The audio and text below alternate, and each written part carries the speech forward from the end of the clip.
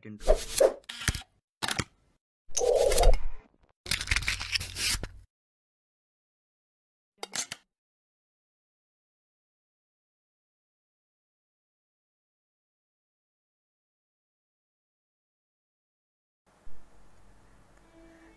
Rahmat adalah salah satu masjid yang ada di kota Surabaya. Tepatnya berada di Jalan Kembang Kuning. Jika dibandingkan dengan destinasi wisata lainnya di Surabaya, nama Masjid Rahmat ini memang seakan tenggelam. Namun, masjid ini merupakan masjid pertama yang berdiri tegap dan mengumandangkan azan di kota Surabaya. Masjid ini didirikan oleh Raden Rahmat atau yang disebut juga dengan Sunan Ampel. Tujuan utama Sunan Ampel mendirikan masjid ini adalah untuk mempermudah proses dakwah. Masjid ini juga mempermudah masyarakat sekitar Kembang Kuning untuk berkumpul.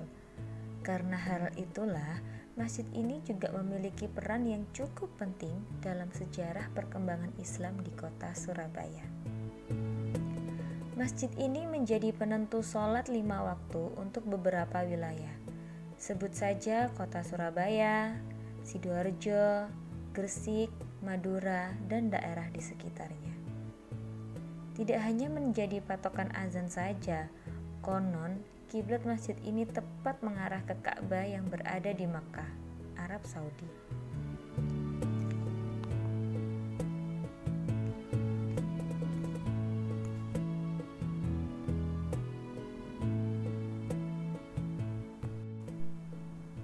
Arah masjid ini tak bergeser sedikit pun meski telah 2 kali dilakukan pengukuran kiblat.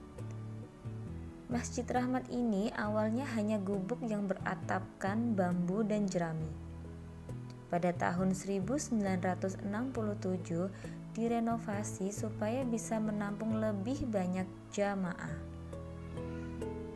Pemugaran sendiri dilakukan oleh Abu Ali yang merupakan arsitek dari Surabaya.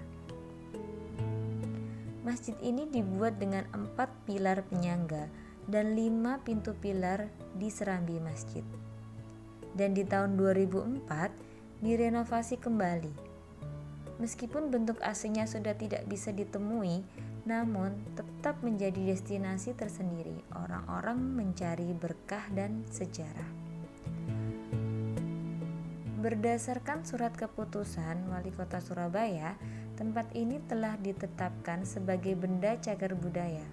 Dan karena itulah, masjid tertua di Surabaya ini dilindungi dan dijaga kelestariannya.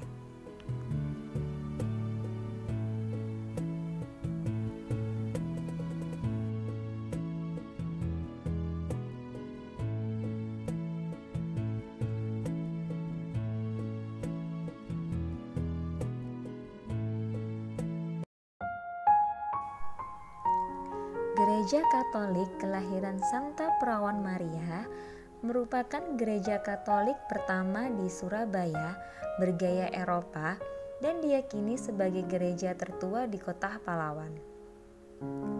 Sebelum adanya gereja yang terletak di Jalan Kepanjen ini, terlebih dahulu dibangun sebuah rumah pasturan dan ibadah di Jalan Cendrawasih. Rumah pasturan itu dibangun oleh 2 pastur yang berkunjung ke Surabaya. Pastur Philippus Wedding bersama rekannya Hendrikus Wanders, keduanya tiba di kota Surabaya pada tanggal 12 Juli 1810. Setelah menetap selama 6 bulan, mereka berinisiatif mendirikan rumah ibadah ini. Rumah pasturan ini yang kelak menjadi cikal bakal bangunan yang akrab disebut Gereja Kepanjen. Baru pada tahun 1889, gereja itu dipindahkan ke Jalan Kepanjen dengan bantuan arsitek W. Wetzman dari Semarang dan diresmikan di tahun 1900.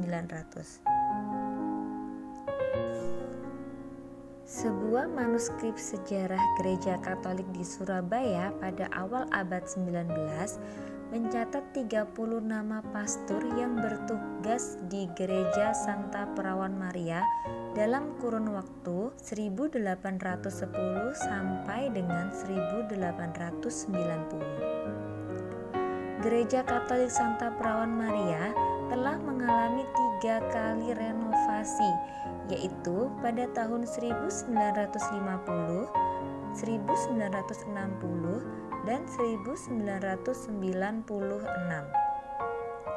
Di zaman Perang Kemerdekaan tahun 1945, bangunan gereja hancur terkena bom dan terbakar. Renovasi mulai dilakukan oleh Pastor P.A. Bastiansen, CM pada tahun 1949 sampai dengan 1950 dengan memakai jasa biro arsitek Henry Storchi. Arsitektur tetap dipertahankan namun tanpa menggunakan menara.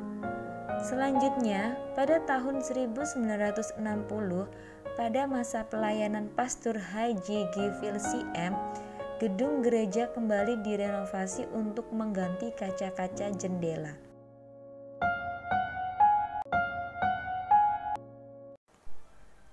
Kelenteng Hokan Kyong merupakan salah satu kelenteng tertua di kota Surabaya yang dibangun pada tahun 1830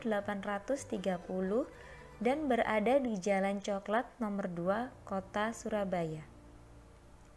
Kelenteng Hokan Kyong disebut juga kelenteng coklat, bukan karena terbuat dari bahan coklat, tetapi tempat ibadah tertua di kota pahlawan ini berada di Jalan Coklat, yang masih berada dalam wilayah Kampung Cina atau Pecinan. Dalam bahasa Inggris disebut Chinatown. Kampung Cina adalah sebuah lokasi tempat warga keturunan Tionghoa hidup sekaligus menjalankan berbagai aktivitas.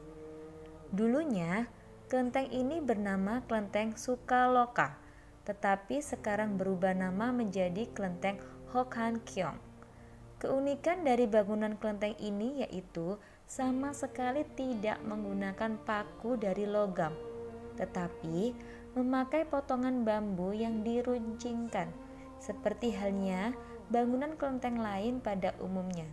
Nuansa merah yang mendominasi.